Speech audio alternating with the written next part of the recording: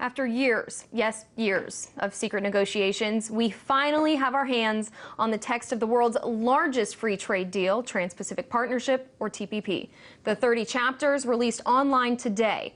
Now, each of the 12 countries involved still need to sign and ratify the agreement, and it won't be an easy push. First of all, people are critical of how secretive this whole process has been, and it could also have serious implications on jobs. So you can imagine a lot of leaders and lawmakers will be poring over these chapters in the coming weeks. Someone else who's been poring over them today is Alex Mikulovic, journalist and foreign relations analyst. Alex, thank you for poring over them and breaking it all down for us. President Obama says this trade deal will help the U.S. create and retain jobs by boosting exports to the 11 countries involved, including Canada. How does this deal work to do that? Well, look, it's a trade agreement, and we can go back to NAFTA that we know was signed back in 1994 between Mexico, Canada, and the States.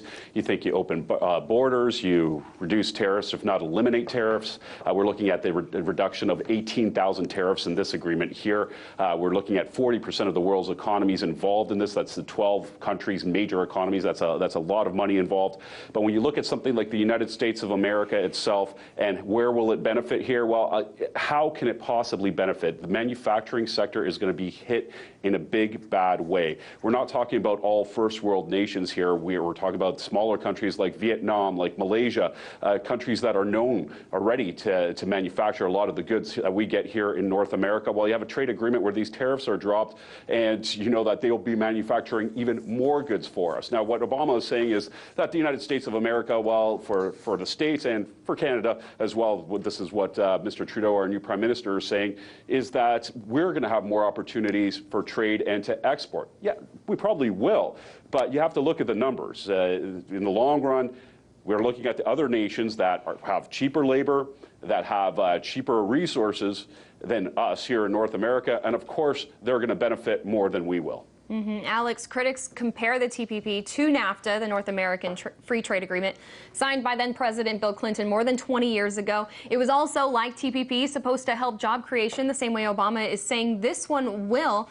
But before NAFTA, exports and imports between Mexico and the U.S., they were equal. After it was signed, exports did grow, but imports grew at twice the rate. The U.S. experienced a major trade deficit. The deal eliminated 700,000 American jobs in less than 20 years. Now, Obama has come out. He says he absolutely hates the comparison with NAFTA. He says this is a completely different deal.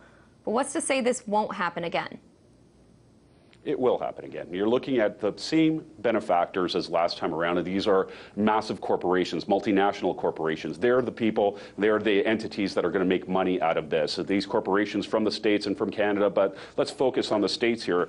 We have so many corporations out of the States who are multi-billion dollars in worth that have their manufacturing facilities outside of the United States. Now, all this does is reduce tariffs. So if something's coming from Malaysia, well, it's even better than it was before. Without the tariffs, it's going to be even cheaper for these companies to import it into the States. The benefactors are big business. When you look at the manufacturing industry, once again, when you look at the common workers in the United States and in Canada, anywhere in countries that have higher standards, be it for protection of laborers, be it safety, be it the amount of money that they make, we're going to be hit. It's not going to be the other countries. They may benefit. They may benefit in one way or another, a country like Malaysia or Vietnam, which you can see the economy just booming there. I was just there a few months ago, and it's absolutely amazing to see a small nation like that and how it's moving forward. With TPP, it's going to be great for them as a nation. But again, will it help the workers that are there? I'm not quite sure. There's really not too much evidence that points to that.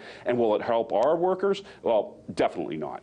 So Canada's new Prime Minister, Justin Trudeau, promises a full debate on the deal. So where does the Liberal leader stand on TPP?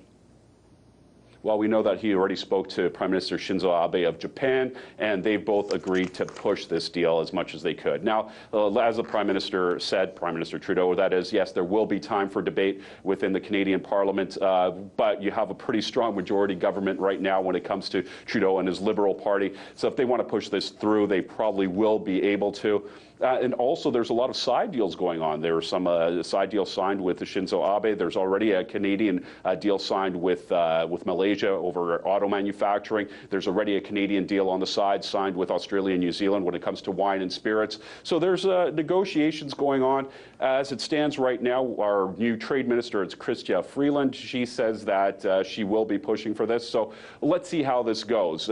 Right now, the debate might happen, or we hope will happen in the Canadian Parliament. And if it does, hopefully more information about this will come out. And this is not a done deal yet, so let's see. It might change it to something else. Alex Mikhailovich, journalist and foreign relations analyst. It's 30 chapters to sift through. Thanks for breaking it down. Thank you.